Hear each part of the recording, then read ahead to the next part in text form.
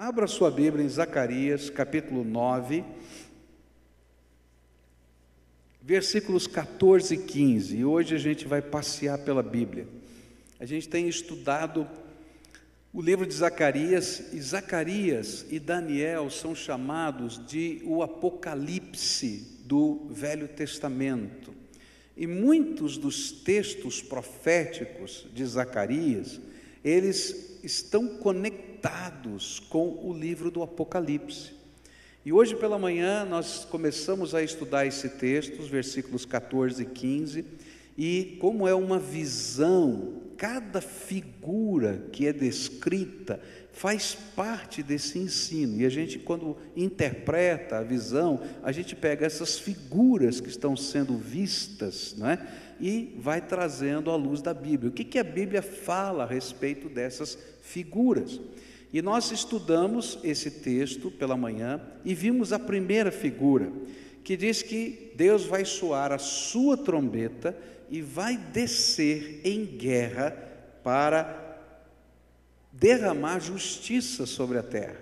E estudamos então o que significa o toque da trombeta na Bíblia. Estudamos no Velho Testamento, estudamos lá no Apocalipse e aprendemos que no final da história vão acontecer o toque de 7 trombetas que Deus vai mandar os anjos tocarem.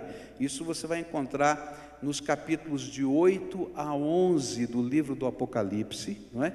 E ele vai falar dos toques destas trombetas, que são juízos de Deus, como que a última oportunidade, a primeira, a segunda, a terceira, a quarta, a quinta, a sexta trombeta que estão sendo tocadas, são movimentos na história, situações climáticas, são guerras, são manifestações do juízo de Deus, mostrando que a terra está em descompasso e dizendo: olha, o tempo está acabando, é tempo de você acordar, porque Deus está chamando você, Deus está chamando você.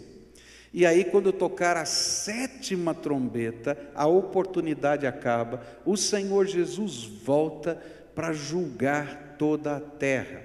E nós interpretamos esse texto nessa visão do Velho Testamento e do Novo, e também entendendo que na vida de cada homem, conforme Hebreus nos ensina, Deus está tocando essa trombeta, ainda que lá no final da história isso vai acontecer, mas na minha vida, as trombetas de Deus estão tocando, e Deus está me chamando para perto dEle, e está me dando oportunidades, e um dia vai tocar a minha 7ª trombeta, e eu vou ter que comparecer diante do justo juiz. E se eu rejeitei as oportunidades que Deus me deu, então o que sobra, senão juízo? E foi isso que a gente aprendeu hoje de manhã. Mas eu quero continuar o estudo desse texto. A palavra de Deus diz assim em Zacarias 9: então o Senhor aparecerá sobre eles, sua flecha brilhará como relâmpago, o soberano, o Senhor, tocará a trombeta e marchará em meio às tempestades do sul. O Senhor dos exércitos os protegerá, e eles pisotearão e destruirão as pedras das atiradeiras, e eles beberão o sangue do inimigo como se fosse vinho, e estarão cheios como a bacia usada para aspergir água nos cantos do altar. 2 figuras eu gostaria de olhar com vocês hoje. As duas estão no versículo 15, que diz assim que o Senhor vai proteger e eles vão pisotear e destruirão as pedras das atiradeiras. Primeira figura, pedras das atiradeiras. O que a palavra de Deus pode nos ajudar a entender sobre essa figura? Lembra, ele está tendo uma visão, ele está descrevendo o que ele está vendo. Ele está vendo pessoas lançando pedras de atiradeiras. E essas pedras, ao invés de atingirem o Deus Todo-Poderoso, ao contrário, pavimentam o caminho, fazem uma estrada calçada, onde ele pode andar. As atiradeiras eram as armas poderosas e de precisão nos exércitos antigos. É estranho para a gente, né? Se a gente imaginar que uma tiradeira era uma arma de precisão naquele tempo. Era uma, como é que eu vou explicar? Uma funda, né? Você colocava a pedra, não é? Tinha um barbante comprido, você girava aquilo e tinha pessoas que conseguiam fazer uma pontaria certeira, e aí ele soltava uma daqueles barbantes que estavam segurando a atiradeira, e a pedra ia direto na fronte do soldado. Lembra que o soldado tinha um elmo, né, para proteger a sua cabeça, tinha um escudo, tinha uma couraça, e o cara que era treinado nisso, ele conseguia acertar na testa do soldado. Era um lugar que estava desprotegido, e ali então ele caía, ele tombava, e os exércitos então podiam marchar, a infantaria marchava na direção do exército inimigo. Então elas eram armas de precisão, e elas cortavam o ímpeto do exército inimigo, porque fazia com que caísse uma chuva de pedras nos lugares certos. Eles tinham uma pontaria incrível. É interessante o uso dessa figura nesse contexto, que está falando da segunda vinda, que está falando da volta do Senhor, do toque da trombeta, pois a batalha que essa profecia nos remeteu é a batalha do homem com o seu Criador, e a sua luta para fugir de um encontro com Ele, seja na intimidade ou seja no juízo. O homem está fugindo desse encontro com Deus. Então, qual seria o sentido destas atiradeiras? Creio que a melhor resposta é que não existe perícia humana, habilidade pessoal, tecnologia ou estratégia que possa nos permitir ganhar de Deus. Pois toda a nossa astúcia, ou mesmo a astúcia do inimigo, só serve para pavimentar, ou para construir a estrada em que o plano de Deus vai se cumprir. Isso é tremendo. Para pensar nisso, que coisa tremenda, gente. Olha, ele está falando da habilidade humana, de dar um tiro e acertar no lugar certo. Essa semana passada, ou 2 ou 3 semanas atrás, o Sofonias voltou de uma viagem nos Estados Unidos, foi encontrar o seu amigo Bruce. Ele falou aqui, mandou a saudação do Bruce, e eles dois gostam de caçar, gostam de atirar, e ele me trouxe os alvos, né, dos tiros dele, né? Então eles pegavam lá aqueles pratos de papelão, faziam um X, né, e tem que acertar no meio do X, e aí os tiros dele acertando em volta do meio e no meio do X, a precisão. Já pensou um homem de quase 90 anos dando tiro certinho assim? O negócio é sério, né? Mas a Bíblia está dizendo que não importa quão preciso, quão estratégico, quão capaz você seja, você não consegue lutar contra Deus. E mais, quando eu estava meditando nisso, eu fiquei pensando que não somente o homem não consegue lutar contra Deus, mas nem todo o poder do diabo consegue lutar contra o propósito de Deus. Ao contrário, cada pedra que é lançada pavimenta a estrada do projeto de Deus, do plano de Deus, que não vai ser alterado.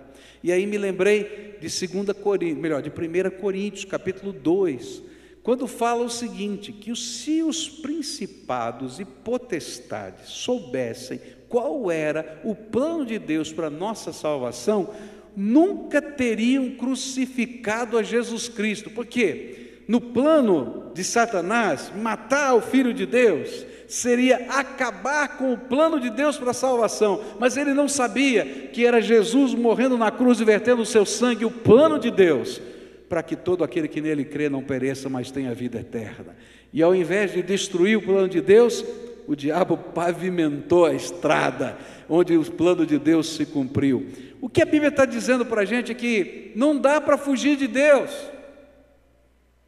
Não importa quantos títulos de doutorado você tenha, não importa o que você fez ou o que você faz, não importa a habilidade que você tem, não importa a genialidade sua, se você continuar confiando em você mesmo, se você continuar confiando na sua estratégia, se você continuar confiando nas atiradeiras humanas, você vai se encontrar com Deus e você ainda vai pavimentar a estrada para o juízo de Deus na tua vida.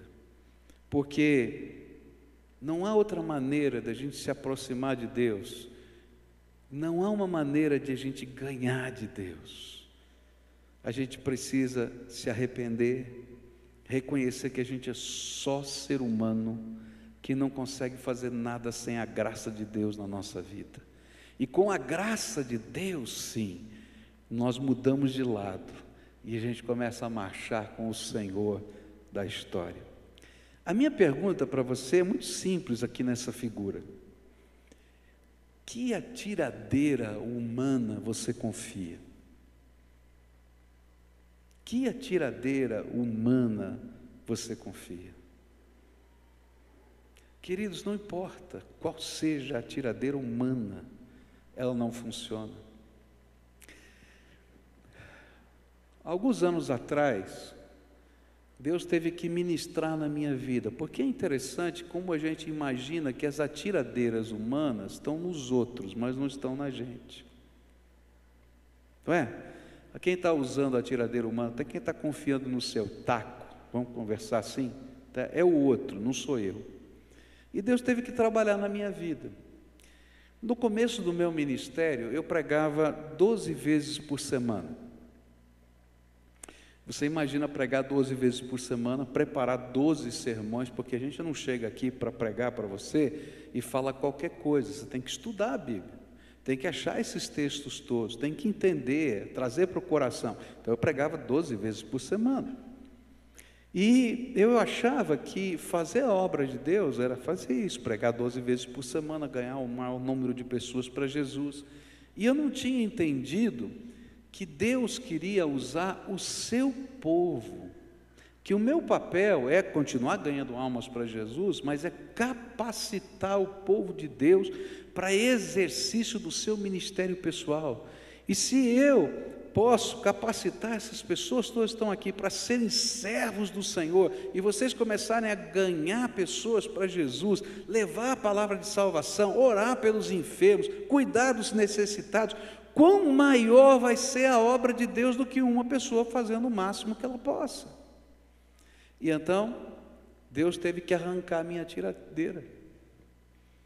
Vocês lembram que alguns anos atrás eu peguei uma infecção, que depois se tornou uma infecção que correu pelo meu corpo, começou no pulmão, depois foi para o meu sangue, e eu acho que fiquei de cama uns 3 meses afastado da igreja, e quase morri. Teve um dia de manhã que a Cleusa foi levar as crianças à escola, e eu me despedi dela, porque eu achava que não ia ficar vivo até ela voltar da escola, de levar as crianças. Me despedi, foi aquele drama de italiano, assim, né? Dá beijo, dá tchau, aquele clima horrível, aquela coisa toda. Mas naquele tempo Deus estava dizendo assim: para de confiar no seu taco, você não é nada, a obra que eu tenho para fazer é muito maior.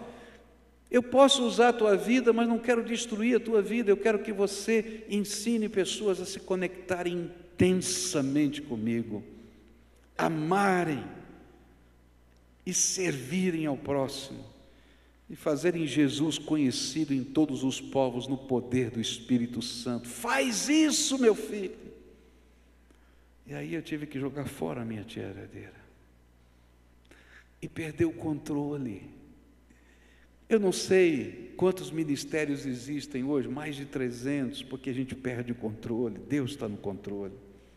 Eu não sei quantas 300 e tantas células funcionando, porque a gente perde o controle. Eu não sei quantas pessoas que vocês estão evangelizando todos os dias, discipulando todos os dias. A última vez que a gente fez a lista tinha 4.000 pessoas na lista de discipulado. Por quê? Porque a gente joga fora as pedras das atiradeiras. Que atiradeira você está confiando, meu filho? E às vezes a gente olha lá só para fora, olha para dentro da tua vida, para de confiar nas tuas atiradeiras, na tua habilidade. É na graça e no poder de Jesus Cristo que as coisas acontecem na nossa vida. E se a gente ficar jogando as pedrinhas, a gente só pavimenta a estrada do juízo de Deus na nossa vida, porque Deus vai dizer: filho, você está sendo desobediente. Segunda figura que está aqui, que eu quero trabalhar um pouco mais nela, é uma figura horrível. É ruim de ler esse negócio. Olha só o que está escrito aqui: eles beberão o sangue do inimigo como se fosse vinho, e estarão cheios como uma bacia usada para aspergir água nos cantos do altar. Que figura horrível. Para pensar, tá morrendo gente, é uma cena, ele está vendo isso, uma cena, gente morrendo, sangue escorrendo, e os caras bebendo o sangue do inimigo. Que coisa nojenta, fala a verdade, né? Me faz lembrar da história de uma mãe que estava orando por uma criança, né? Criancinha pequenininha, a hora de dormir, ela está deitada na cama, e a mamãe põe a mão na cabeça da criança, daí começa a orar: Senhor Jesus, abençoa a minha filha, cobre com teu sangue, Senhor, essa minha filha, e tal. E a menina começou a chorar, e começou a chorar. Ele disse: o que foi, filha, que você está chorando? Mamãe, pede para ele me cobrir com um cobertor de florzinha, mas não com o sangue dele. Que coisa horrível, né? Ela não conseguia entender. Gente, é horrível esse cenário, mas de propósito é horrível. Deus tem uma palavra para ensinar para a gente, uma figura que percorre o Velho Testamento e o Novo Testamento. E essa figura são chamadas as vinhas da ira do Senhor. Você vai encontrar essa expressão das vinhas da ira do Senhor, esse beber o sangue dos inimigos, o vinho que é feito com o sangue dos inimigos. Ela percorre o Velho e o Novo Testamento, e é uma figura apocalíptica da ira do Senhor, onde o juízo de Deus é comparado com uma colheita, onde as uvas são lançadas no tanque, em que são pisadas, produzindo o vinho que é comparado ao sangue de uma terrível matança dos inimigos de Deus. E essa figura aparece em vários lugares da Bíblia, mas o melhor lugar para a gente entender essa figura profética do final dos tempos, chamado a vinha da ira do Senhor, é Apocalipse 14. Se você abrir a Bíblia em Apocalipse 14, a partir do verso 6, essa figura apocalíptica é descrita para nós. Olha só o que diz a Bíblia: então vi outro anjo voando muito alto, com uma mensagem eterna do Evangelho, para anunciar aos povos da terra, a todas as raças, tribos, línguas e nações. E ele disse com voz forte: temam a Deus e louvem a sua glória, pois já chegou a hora de Deus julgar a humanidade. Adorem aquele que fez o céu, a terra, o mar e as fontes das águas. Um segundo anjo seguiu o primeiro, dizendo: caiu a grande Babilônia, ela embriagou todos os povos, dando-lhes o seu vinho, o vinho forte da sua terrível imoralidade. Um terceiro anjo seguiu o segundo, dizendo com voz forte: aqueles que adorarem o monstro e a sua imagem e receberem o sinal na testa ou na mão, beberão o vinho de Deus, o vinho da sua ira, que ele derramou puro na taça do seu furor. E eles serão atormentados no fogo e no enxofre diante dos santos anjos e do Cordeiro. E a fumaça do fogo que os atormenta sobe para todo sempre, e ali não há alívio, nem de dia, nem de noite, para os que adoram o monstro e a sua imagem, e nem para qualquer um que tem o sinal do nome dele. E então olhei e vi uma nuvem branca, na qual estava sentado alguém que parecia um ser humano, com uma coroa de ouro na cabeça e uma foice afiada na mão. Outro anjo saiu do templo e gritou bem forte para aquele que estava sentado na nuvem: use a sua foice e faça a colheita, porque já chegou a hora de colher. A terra está pronta para a colheita. E depois o que estava sentado na nuvem passou a foice sobre a terra e fez a colheita. E aí o outro anjo saiu do templo que está no céu, e ele também tinha uma foice afiada. E depois outro anjo, que era o encarregado do fogo, saiu de perto do altar. Com voz forte ele gritou para o anjo que tinha a foice afiada: use a foice, corte os cachos de uvas da videira da terra, pois as uvas estão maduras. E então o anjo passou a foice sobre a terra, cortou os cachos de uvas da videira e os jogou no tanque da violenta ira de Deus, onde as uvas são pisadas. As uvas foram pisadas no tanque que ficava fora da cidade, e o rio de sangue que saiu desse tanque tinha 300 quilômetros de comprimento por 1,5 metro de fundura. Que coisa tremenda! Essa é uma descrição daquilo que Zacarias estava profetizando, as vinhas da ira. O que a Bíblia está dizendo é que Deus está aguardando o tempo apropriado para começar o seu juízo. Por que Deus ainda não começou a julgar a terra? Por que Deus não começou a julgar a terra? Você não fica pensando? Eu às vezes fico pensando, por que ele não pegou Satanás, logo já resolveu essa questão de uma vez, né? E livra a gente dessa confusão toda? Porque no dia que ele julgar Satanás, ele vai ter que julgar toda a humanidade. E então Deus colocou alguns limites, e quando esses limites chegarem, tá? Ele vai derramar o juízo. Isso não está marcado numa data que eu possa profetizar ou dizer para você, porque a Bíblia diz que ninguém sabe, nem os anjos, esse dia em que esse limite vai se cumprir, a não ser o Pai, o Filho e o Espírito Santo, mais ninguém. Mas Deus nos dá indícios do que sejam esses limites, para que esse dia da ira venha.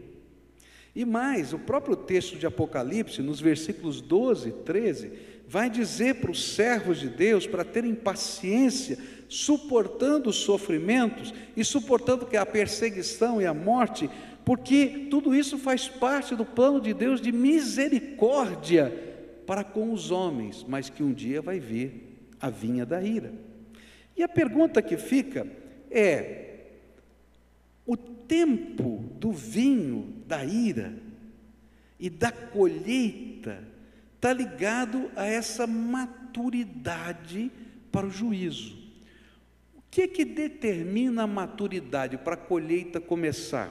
Então, esse texto que a gente leu, fala de 3 coisas que representam para a gente quando a terra vai estar madura. E falam para a gente também de ações que nós, como povo de Deus, trabalhamos na terra para aumentar o tempo da oportunidade de Deus para os homens, porque o dia do juízo, queridos, vai ser horrível, vai ser uma bênção para os salvos, mas, gente, você já pensou, pessoas que você ama, indo para o inferno, passando por essa punição eterna de Deus? Então, quando a gente entende o coração de Deus, a gente trabalha para que mais oportunidades sejam dadas. Mas o que diz aqui como componentes da maturidade? A primeira coisa vai aparecer nos versículos 6 e 7, quando diz que essa mensagem do Evangelho tem que ser pregada a todos os povos. Quando a terra vai estar madura? Quando todo povo, tribo, nação, língua puder conhecer a mensagem da salvação. E é por isso que a gente faz missões, porque a gente está levando a mensagem salvadora do Senhor a todos os lugares da terra, dando oportunidades a todos os homens de serem salvos. Versículos 6 e 7 vai dizer disso: né, que o anjo voando muito alto com uma mensagem eterna do Evangelho, ele estava levando o povo de Deus para anunciar aos povos da terra essa mensagem. Segunda coisa que produz a maturidade para o juízo de Deus é a embriaguez do vinho da Babilônia. Diz assim que a Babilônia, que representa a cultura, que representa o jeitão de viver de uma sociedade, tá? Que ela estava embriagando as pessoas com o seu jeito de pensar e o seu jeito de viver. E o seu jeito de pensar e o seu jeito de viver produzia imoralidade. Quando a imoralidade for vista como normalidade, quando as pessoas estiverem vendo a realidade distorcida, como se estivessem embriagadas pelo vinho da cultura, então está se aproximando o dia do juízo de Deus. Há uma regra na Bíblia: toda vez que uma nação, que um povo, que uma família se perde nos seus valores morais, espirituais, a desgraça vem nessa terra. E quando isso se tornar a normalidade do mundo, então o dia do juízo de Deus está se aproximando. Porque a gente vai estar tão embriagado pelos valores da cultura que bem e mal serão parte de um mesmo ser, da mesma coisa. Já existe teoria assim, não é? Onde a gente diz, é o polo positivo e o polo negativo. Se não tiver os dois, não funciona a vida. Tem que ter o bem e o mal. O mal não é necessariamente mal, nem o bem é necessariamente bem. Fazem parte da dinâmica da vida. Queridos, isso não vem de Deus, não. Mal, é desgraça. Não dá para a gente brincar com a desgraça. Não dá para a gente brincar com os valores da vida. A gente não pode brincar com a imoralidade, achando como que se ela não tivesse consequência na vida da gente. Alguns anos atrás, conversei com uma pessoa, e essa pessoa começou a contar a sua história, criada no Evangelho, ouviu a palavra de Deus a vida toda, depois se enveredou pelo mundo das artes. No mundo das artes, começou a se envolver com vários pensamentos, várias filosofias. E aí tinha um casamento e decidiram, então, marido e mulher, ter um casamento aberto. Olha, nós nos amamos, nós nos queremos bem, nós temos uma família, mas você tem a liberdade de desfrutar o que você quiser, com quem você quiser, na hora que você quiser, e eu também, porque nosso amor é mais forte. O que você acha que aconteceu? O que você imagina que aconteceu? Acabou a família. Sofrimento, desgraça, dor, choro, lágrima, tristeza. Porque, queridos, imoralidade é desgraça, não funciona. E o pior é que embriaga. E às vezes a cultura, ela está sendo a força expressa aqui nessa figura da Babilônia, não é? Que vai nos embriagando. E a gente olha a realidade como se estivesse vendo dupla visão, como o bêbado vê dupla visão e percebe a realidade distorcida. Não, ser corrupto não é problema, porque o único jeito da gente fazer as coisas funcionarem nessa terra é com corrupção, não tem jeito. Não é assim não, queridos, porque esse é o jeito de embriagar, que faz com que a maturidade do juízo de Deus venha sobre a nossa vida.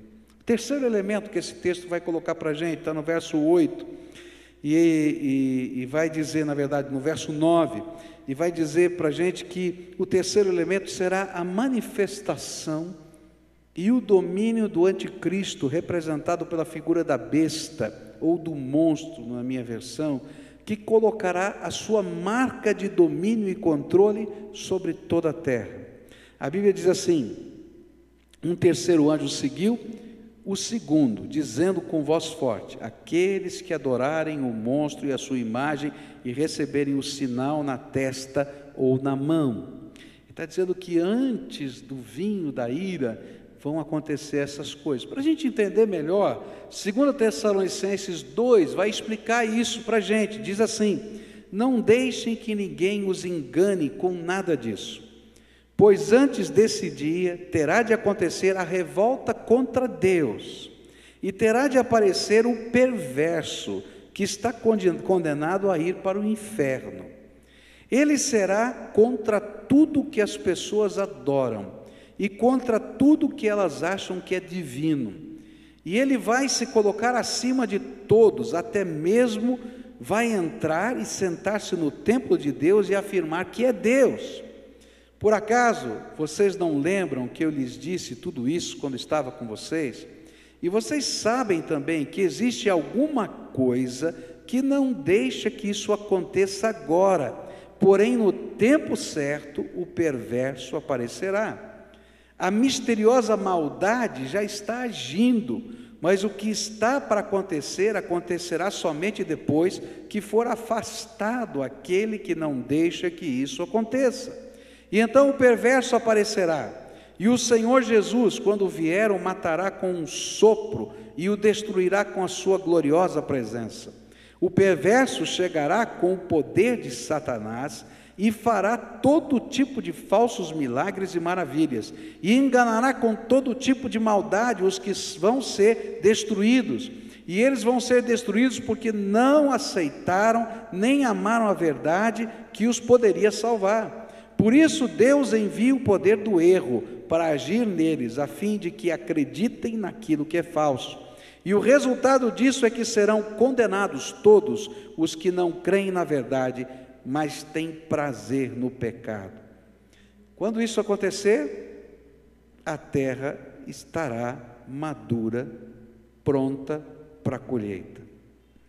E o texto então nos afirma que a figura do lagar desse tanque, que se refere ao inferno ou à condenação eterna de Deus. Deixa eu tentar explicar para você. Eu creio que em todas as gerações, Satanás já preparou um anticristo. Não é possível a gente olhar para a Segunda Guerra Mundial e não ver na atitude de Adolf Hitler características do anticristo. Os crentes da igreja primitiva viam isso na vida de Nero, na perseguição feita por ele, em tudo o que aconteceu. Eu creio que em cada geração Satanás tem um anticristo.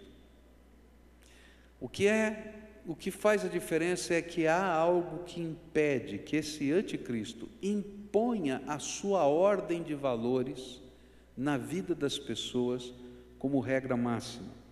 Para mim, eu não sei se vai ter um sinal verdadeiramente na mão ou na testa, se esse sinal vai ser um número, um código de barra, um chip. Não estou nem preocupado com isso. Para mim, essa é uma figura. Pode ser até que tenha alguma coisa assim, mas a figura que está por trás é, de agora em diante, toda a terra vai seguir a ordem desse cara que está sendo dominado por Satanás, e os valores dele, não somente a imoralidade, mas os valores dele, que abomina a Deus, vão estar dominando a vida na terra.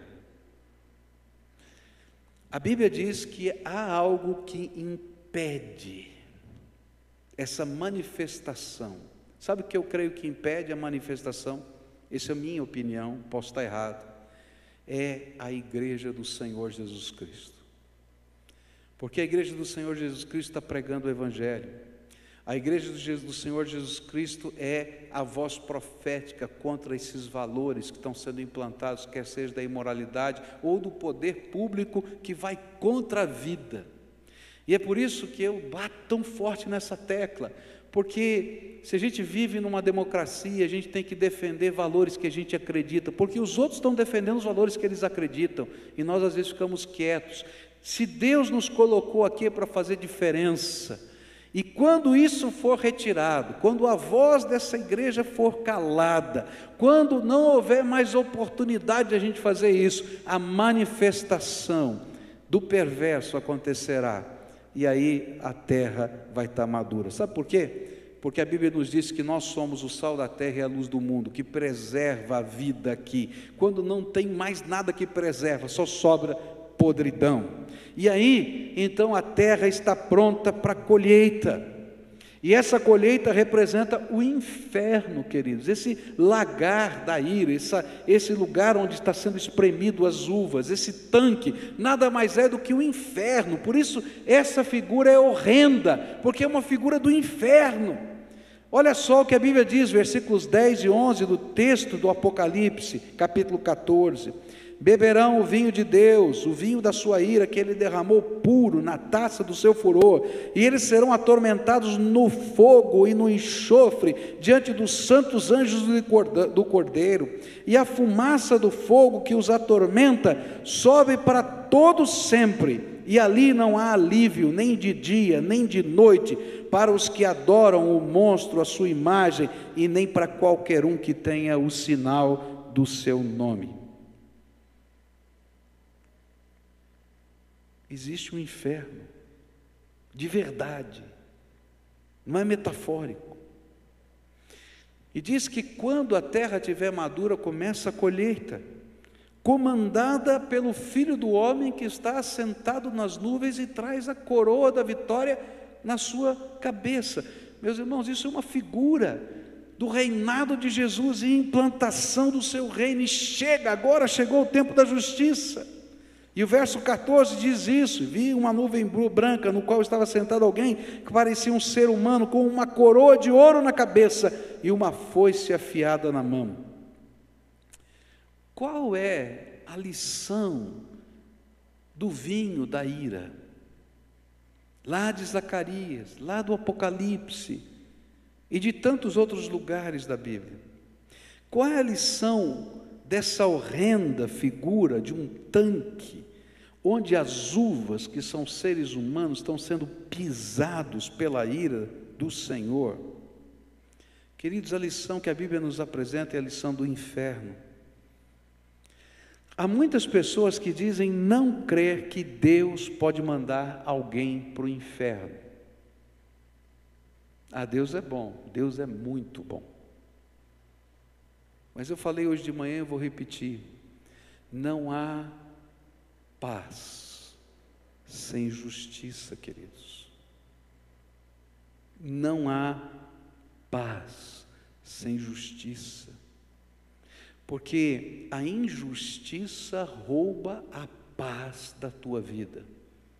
Quando o ladrão entra na tua casa, quando o estuprador mexe com a sua esposa ou com a sua filha, não há como a gente viver paz, queridos, porque a injustiça rouba a paz. E para que a completa paz de Deus venha, Deus tem que julgar a injustiça. E a Bíblia ensina que esse julgamento da injustiça, ela acontece em níveis diferentes. O primeiro nível: o sangue de Jesus, o Filho do Deus vivo, nos purifica de todo o pecado. Ele foi esmagado por nós, e nas suas pisaduras fomos sarados, diz a profecia de Isaías 53. Ele morreu, verteu o seu sangue, para que eu não precise verter o meu no lagar da ira de Deus. Mas se eu não aceito o sacrifício de Jesus, porque aceitar o sacrifício de Jesus não é apenas crer que Ele existe, mas é ser agora alguém que vive sobre os valores, não mais da Babilônia, e nem mais do perverso, mas do Senhor da justiça. Por isso, eu não creio numa vida cristã ou numa religiosidade apenas que possa produzir vida eterna ou salvação. Eu creio em gente comprometida com Jesus, com os valores de Jesus, que vive para Jesus, que implanta isso na sua vida, na sua família, que luta por esses valores na sua sociedade, porque Ele é sal da terra e luz do mundo. Há pessoas que não creem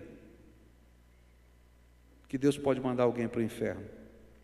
Mas a Bíblia usa figuras horrendas como esta, deste sangue, como vinho, as bacias que estão ali, para nos ensinar a viver o temor do Senhor. O grande problema hoje é que nos falta temor de Deus. A Bíblia diz que o temor do Senhor é o quê? É o princípio da sabedoria. Vamos dizer juntos? O temor do Senhor. Ah, você não lembrou, vamos falar de novo. O temor do Senhor. Ah, mais uma vez. O temor do Senhor. Fala para quem está perto de você, ó. O temor do Senhor, fala. Agora você escuta, você que falou, escuta, alguém vai falar para você. O temor do Senhor é o princípio da sabedoria. Sabe o que acontece? Deus é amor, e é verdade, Deus é amor, queridos. Mas Deus é justiça, e um dia Ele vai julgar a minha vida e a tua vida. E sabe o que falta na sociedade de hoje? Temor de Deus. Existe mais temor dos homens do que de Deus hoje. Às vezes, eu temo muito mais pessoas do que a Deus. A opinião de pessoas, a visão que as pessoas têm de mim, do que o que Deus realmente está vendo em mim. Há mais temor da sociedade do que Deus. O que o meu grupo social, a minha turma pensa de mim, às vezes vale mais do que o que Deus pensa de mim. E tem muito pai levando os seus filhos para festas horríveis, onde eles vão ser iniciados em todo tipo de porcaria, porque você tem medo de bater de frente contra a Babilônia desse tempo. Vai lá e entrega na mão do diabo, senta no colo dele, depois vai buscar às 4 da manhã para ver o que aconteceu. Toma vergonha, homem. Toma vergonha, mulher. Você tem que temer mais a Deus do que a sociedade. Tem gente que está fazendo um monte de besteira na vida, porque teme a opinião do seu chefe, do grupo social que você está envolvido. Tema a Deus, querido, que é o princípio da sabedoria. Tem gente que teme mais a opinião dos seus amigos, tem gente que teme mais a perda da popularidade, tem gente que teme mais algo insignificante. Eu não vou poder usar isso, fazer aquilo. Larga a mão, rapaz, olha para o teu Deus. A gente está falando de coisa eterna. Falta o temor do Senhor. Tem gente que teme mais o diabo do que Deus. Eu me lembro de uma vez que uma ovelha minha foi trabalhar e o chefe dele estava desesperado, porque tinha uma pena preta em cima da mesa dele. Eu não entro lá dentro, eu não entro lá dentro. Fizeram uma macumba para mim, eu não entro lá dentro, eu não entro lá dentro, eu não entro lá dentro.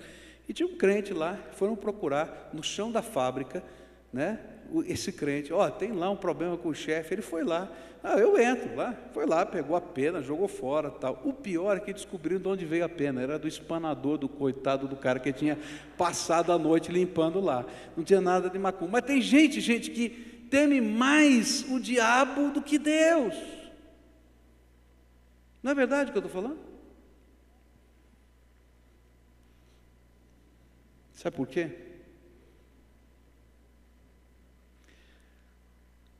Porque não entendem que um dia, esse Deus que é amor, que é misericórdia, mas que também é justiça, vai mandar você ou para o céu ou para o inferno. E isso não tem volta, é por toda a eternidade. Jesus fala sobre o inferno, o Velho Testamento fala sobre o lagar da ira, o Novo Testamento fala sobre isso, fala sobre o inferno. A ceifa está próxima, querido. Não tem jeito.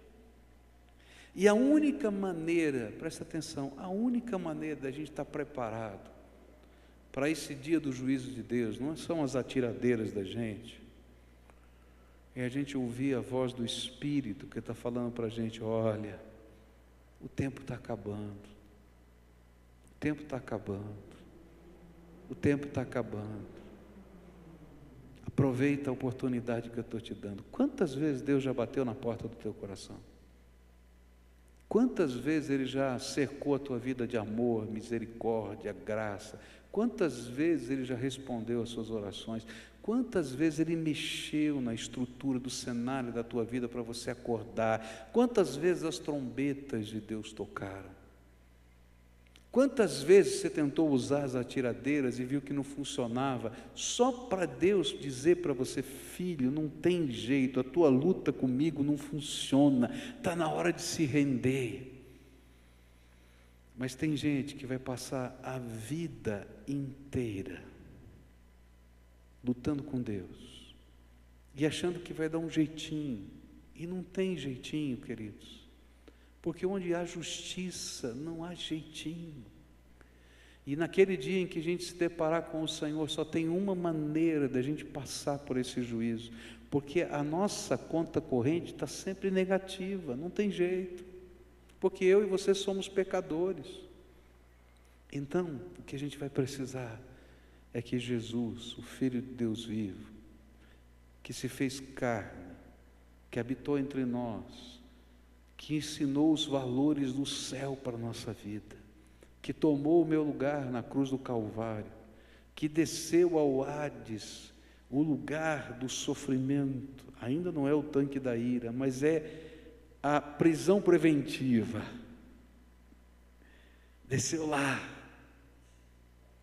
tirou das mãos de Satanás as chaves da morte e do inferno, ressuscitou o terceiro dia, e que está dizendo para você: filho, me dá a tua vida, eu quero te ensinar você, e quero ensinar você a viver do meu jeito, para a minha glória, antes que chegue aquele dia, porque quando tocar a sétima trombeta, os anjos do Senhor vão começar a fazer a separação, está lá nos evangelhos, os bodes de um lado, e as ovelhas do outro. E sabe, quando ele fizer essa separação, alguns vão ficar perdidos, diz a Bíblia, está lá em Mateus, capítulo 25. Dizer: mas eu, Senhor, profetizei no teu nome, eu fiz isso, fiz aquilo. E Jesus vai dizer: apartai-vos de mim, malditos, para o fogo eterno, porque nunca vos conheci. Mas como? Porque nem todo que diz Senhor, Senhor entrará no reino dos céus, mas somente aquele que faz a vontade do meu Pai que está nos céus. Queridos, render-se a Jesus é porque a gente teme a Deus e sabe que os nossos pecados são desgraça. Por isso que arrependimento faz parte da conversão. Se eu não entender que o pecado está na minha vida é desgraça, que o pecado que está na minha vida destrói aqui, mas destrói por toda a eternidade também, eu nunca vou me converter, porque eu vou achar que a minha tiradeira é boa, eu vou dar um jeitinho aqui, eu vou dar outro jeitinho lá, eu vou convencer aqui, até que Deus diz assim: chega de jeitinho. E Ele mostra aqui na nossa vida que o jeitinho não funciona, e você vai dar trombada com a vida 1, 2, 3, 4, 5, 10 vezes, e Ele está dizendo: filho, lembra que vai ter uma trombada final, você está pronto para ela? Se hoje, presta atenção nisso, se hoje fosse o dia que tocasse a sétima trombeta, e todos nós tivéssemos que nos apresentar diante do juízo de Deus, hoje é o teu dia, é o meu dia, é o seu dia, é o meu dia, você está preparado para isso? Só tem um jeito de estar preparado: se Jesus for o Senhor da tua vida, porque qualquer outra coisa não vai funcionar. E sabe, queridos, a Bíblia diz que você não sabe o dia nem a hora em que isso vai acontecer, porque vem como ladrão, não apenas o dia final, mas o teu dia de encontro com Deus. Por isso a gente tem que estar preparado todo dia, e falta-nos temor do Senhor, porque a gente não pensa que isso é sério, e Deus está dizendo com todas as palavras que é sério. A descrição do inferno eu nem fiz aqui, porque é horrível. Tem uns negócios que eu não consigo entender. O seu bicho que não morre, eu não entendo esse negócio, parece assim que eu não sei explicar, né? Coisa horrível, que as pessoas desejam acabar com aquilo, mas é por toda a eternidade, acompanhado e muito bem acompanhado pelo diabo e os seus anjos, por toda a eternidade. Desgraça, juízo de Deus. falta-nos o temor do Senhor. Um dos avivamentos na história começou com um sermão pregado por um homem quase cego, usava um caco de vidro de óculos bem grande, que não tinha eloquência. Ele lia o sermão todo, leu palavra por palavra. O tema do sermão é pecadores na mão de um Deus irado. Ele começa a descrever o inferno. E é interessante que se você lê aquele texto hoje, eu já li algumas vezes esse sermão, porque é um dos sermões mais famosos do mundo, e eu vou ler para saber o que acontece. Cá entre nós, né? É um sermãozinho, né? Não tem nada de diferente. Sabe o que aconteceu? É que enquanto aquele homem pregava, o Espírito de Deus se manifestou naquele lugar, e o temor do Senhor entrou no coração dos homens. Não eram as palavras, era a presença do Espírito. E a coisa começou a ficar tão séria, que enquanto o homem pregava, algumas pessoas começavam a chorar, se agarrar nas paredes, agarrar nas colunas, porque eles conseguiam perceber para onde estavam indo e queriam salvação, como a coisa mais preciosa do mundo para a sua vida. Por isso, o temor do Senhor é o princípio da sabedoria, porque quando eu não temo a Deus, eu acho que eu não preciso de salvação. Eu me lembro de uma vez que uma mulher me perguntou, no leito, doente: pastor, por que a gente diz que Jesus é o Salvador? Eu sou muito religiosa, e na verdade aquela senhora tinha várias imagens na sua casa, vários crucifixos, várias manifestações de religiosidade, mas ela não entendia porque Jesus era o Salvador. Queridos, você precisa de um Salvador, porque sem Jesus você vai para o inferno. Está entendendo?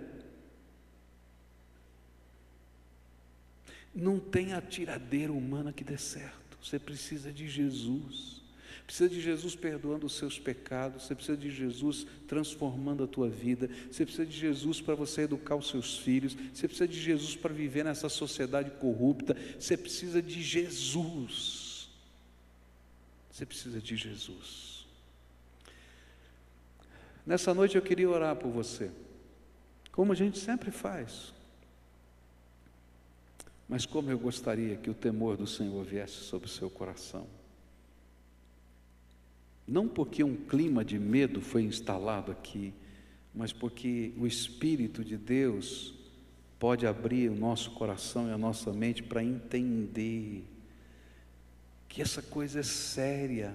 Não é uma coisa de a gente participar de uma festa religiosa. A vida cristã não é celebrar festas religiosas. A vida cristã é deixar Jesus ser o Senhor da nossa vida.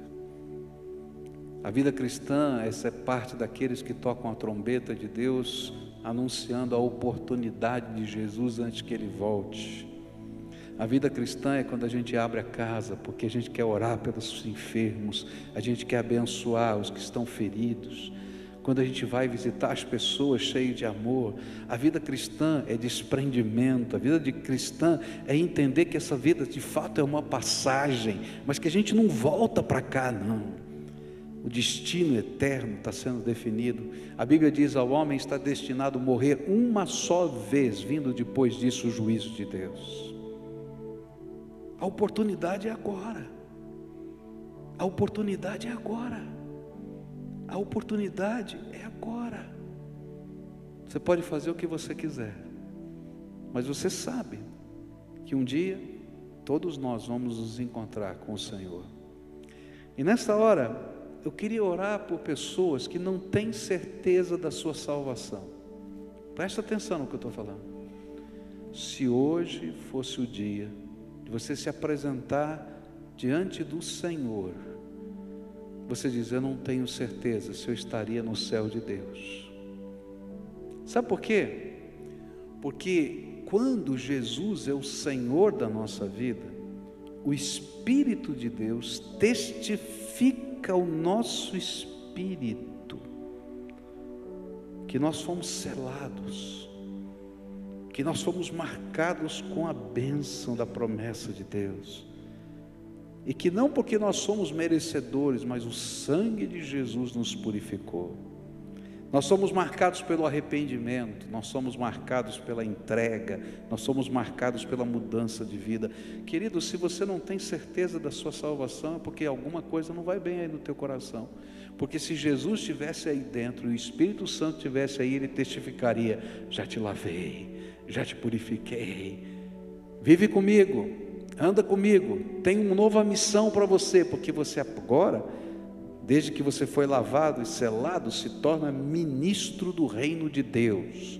Os ministros do reino de Deus não são só os pastores, mas todos aqueles que foram lavados no sangue de Jesus e selados com a promessa. E a gente oferece a nossa vida, os nossos bens, os nossos valores, o nosso tempo, a nossa energia, para a glória de Deus, porque nós temos uma missão eterna.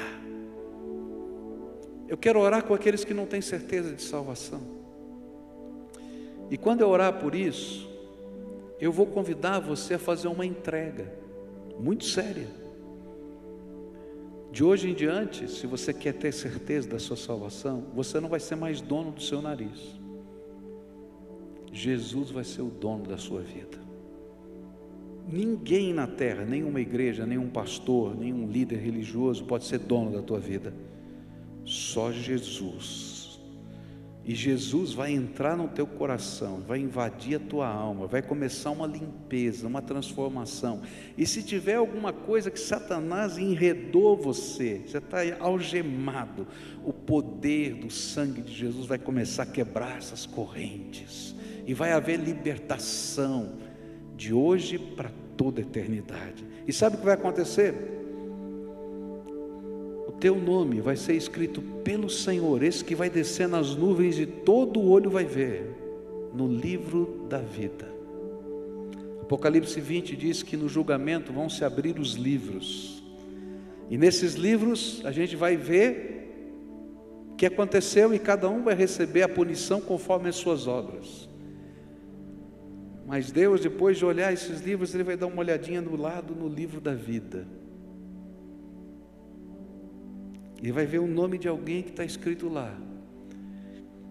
Esse livro aqui diz que você merece o inferno, mas esse livro aqui diz que Jesus morreu por você e o sangue dele foi remidor, tirou você do inferno, no reino das trevas, e colocou no reino da luz do amor de Jesus. E de hoje em diante você vai ser soldado de Cristo, servidor do Senhor, ministro do reino de Deus nessa terra. Os seus valores vão ter que mudar, sua vida vai ter que mudar, porque Jesus vai ser o Senhor. Eu sei que não vai ser muita gente, mas aqueles que Deus preparou hoje como o dia da salvação, Deus vai fazer isso aqui. Então, se você é uma dessas pessoas, aqui o Espírito Santo está falando, eu vou convidar daqui a pouquinho você para ficar de pé no teu lugar, porque eu quero orar por você. Geralmente eu chamo aqui na frente, mas não dá para chamar aqui na frente, não tem segurança para isso. Então você vai ficar em pé no seu lugar. E eu vou dizer o que sempre digo: por que eu peço para você ficar em pé nesse lugar? Não é porque esse lugar é poderoso, santo, porque a mão do pastor é santa, poderosa, porque tem um milagre que vai sair da minha mão. Não, não é não.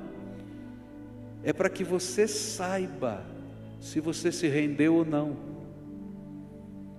Porque a primeira tentação que você vai sofrer é dizer: Senhor, tá bom, é isso que eu quero, mas vou fazer do meu jeito. Então você não entendeu nada. Não é mais do teu jeito, é do jeito de Jesus. E se você não estiver disposto a fazer do jeito de Jesus dentro de um templo, de uma igreja, querido, você não vai fazer em nenhum lugar. Então, se hoje o Espírito Santo de Deus está falando com você, e você quer salvação, você quer que o Espírito de Deus te perdoe, te lave dos seus pecados, você quer que Ele cele a tua vida, você quer que Ele comece uma nova vida nesta vida, para você poder viver a vida eterna com o Senhor. Então eu queria convidar você para ficar de pé, e eu quero orar por você agora. Há alguém a quem o Espírito Santo está falando? Começa a ficar de pé aí no seu lugar agora, em nome de Jesus. Começa a ficar de pé lá em cima, ali, aqui embaixo, onde você estiver. Olha, eu entendi, Senhor, o Senhor falou comigo, o negócio é sério.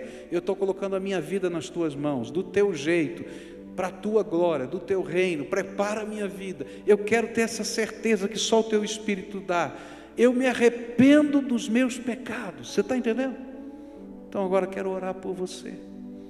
Primeira oração você vai fazer, você vai dizer: Jesus, diga assim: Senhor Jesus, eu confesso que eu sou pecador, que os meus pecados me separam do Senhor, e eu quero te pedir que o sangue de Jesus, o teu Filho, Deus bendito, me purifique dos meus pecados. Quero te pedir mais, que o Senhor derrame do teu Espírito sobre o meu coração, para me ensinar a viver segundo os valores do Senhor. E de hoje em diante eu quero ser teu servo, tua serva. Pode usar a minha vida, pode usar o que for, porque eu quero viver para a glória do Senhor. Senhor, que o meu nome seja escrito hoje no livro da vida, e que o teu Espírito testifique ao meu espírito que o meu nome está escrito lá, me dando alegria e certeza da salvação. Agora quero orar por você. Senhor Jesus, abre as janelas dos céus agora sobre esse teu povo. Abre as janelas dos céus agora, abre. Começa a derramar a tua graça. Começa a derramar a tua graça. Graça que é favor imerecido, que é poder, que é salvação, que é misericórdia, que é transformação. E que nessa hora toda acusação de Satanás cesse, porque esse povo está sendo retirado do reino das trevas para colocar-se no reino da luz do teu amor. Que nessa hora, Senhor, novos valores sejam inculcados na mente pelo teu Espírito, porque de hoje em diante eles vão ser sal da terra e luz do mundo. Senhor, que essas mãos sejam ungidas agora para servir, que eles sirvam pessoas, não como parte de um serviço religioso, mas como a natureza da sua vida. Quando encontrarem um aflito, que eles estejam ali para socorrer e chorar. Quando encontrarem um doente, que eles orem pela cura. Quando encontrarem alguém, Senhor, que precisa de perdão e salvação, que eles sejam os primeiros a dizer: Jesus é poderoso. Que eles sirvam, que eles sejam gente boa, cheia do teu Espírito, e que o Senhor possa dizer: este homem, essa mulher, e dizer o nome deles, são ministros do meu reino. Ó Pai, vem com a tua graça, vem com a tua graça, vem com a tua graça. E se tem alguma área da vida deles que está sendo aprisionada por Satanás, se tem alguma coisa que precisa de libertação, ó Pai, que nessa hora saia do teu trono o decreto: ser livre, e que eles escutem a voz do Altíssimo dizendo: ser livre, e que todo o poder das trevas bata em retirada agora, porque a ordem do trono de Deus veio: seja livre.